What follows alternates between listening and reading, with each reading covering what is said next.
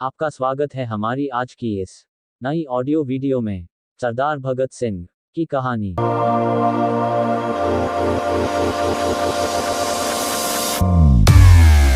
भगत सिंह का जन्म 28 सितंबर 1907 को पाकिस्तान के पंजाब के बांगा गांव में हुआ था। भगत का जन्म सिख परिवार में हुआ था। उनके जन्म के समय उनके पिता किशन सिंह जेल में थे। भगत सिंह ने बचपन से ही अपने घर वालों में देशभक्ति देखी थी। परिवार में शुरू से ही अंग्रेजों के खिलाफ लड़ाई की बुलंद आवाज का माहौल था, तो भगत सिंह भी उसी राह पर चल पड़े। वह कई बरस जेल में रहे, अंग्रेजों के खिलाफ लड़ते रहे, कई ऐसे काम किए जो इतिहास बन गए। भारत के सबसे महान स्वतंत्रता संग्राम सेनानी शहीद भगत सिंह भारत देश की महान विभूति है। मात्र 23 साल की उम्र में इन्होंने अपने देश के लिए अपने प्राण न्योछावर कर दिए। भारत की आज़ादी की लड़ाई के समय भगत सिंह सभी नौजवानों के लिए यूथ आइकॉन थे, जो उन्हें देश के लिए आगे आने को प्रोत्साहित करते थे। बचपन से ही उन्होंने अपने आसपास अंग्रेजों को भारतीयों पर अत्याचार करते देखा था, जिससे कम उम्र में ही देश के लिए कुछ कर गुजरने की बात उनके मन में बैठ चुकी थी। इनके चाचा अजित सिंह बहुत बड़े स्वतंत्रता संग्राम सेनानी थे, जिन्होंने भारतीय देशभक्ति एसोसिएशन भी बनाई थी। इसमें उनके साथ सैयद हैदर रजा थे। अजित सिंह के खिलाफ 22 केस दर्ज थे, जिससे बचने के लिए उन्हें ईरान जाना पड़ा। भगत के पिता ने उनका दाखिला दयानंद एंग्लो वैदिक हाई स्कूल में कराया था।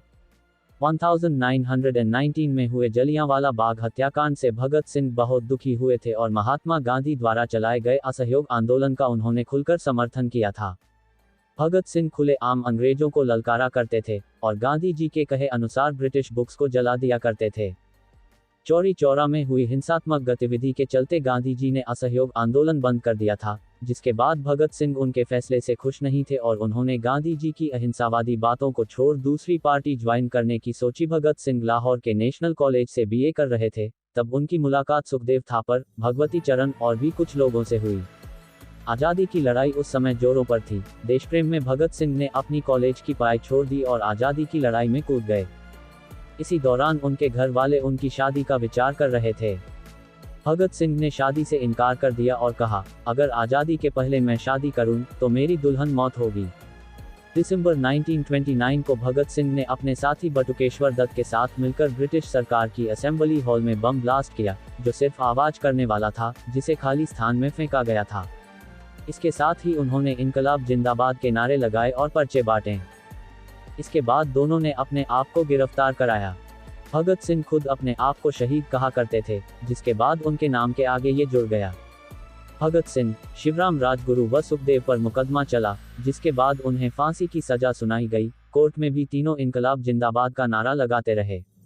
अंग्रेज पुलिस उन्हें बहुत मारा करती थी, तरह तरह की यातनाएं देती थी, जिससे भगत सिंह परेशान होकर हार जाएं, लेकिन उन्होंने अंत तक हार नहीं मानी। 1930 में भगत जी ने वाई आई एम अतीस्ट नाम की किताब लिखी। 23 मार्च 1931 को भगत सिंह, राजगुरु, सुखदेव को फांसी दे दी गई। कहते हैं तीनों की फांसी की तारीख 24 मार्च थी, लेकिन उस समय पूरे देश में उनकी रिहाई के लिए प्रदर्शन हो रहे थे, जिसके चलते ब्रिटिश सरकार को डर था कि कहीं फैसला बदल ना जाए, जिससे उन लोगों ने 23 व 24 की मध्यरात्रि में ही तीनों को फांसी दे दी और अंतिम संस्कार भी कर दिया।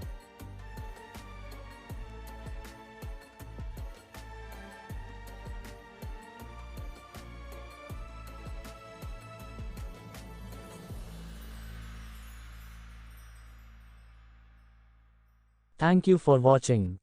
अगर वीडियो अच्छी लगी हो तो वीडियो को लाइक करें और चैनल को सब्सक्राइब करें।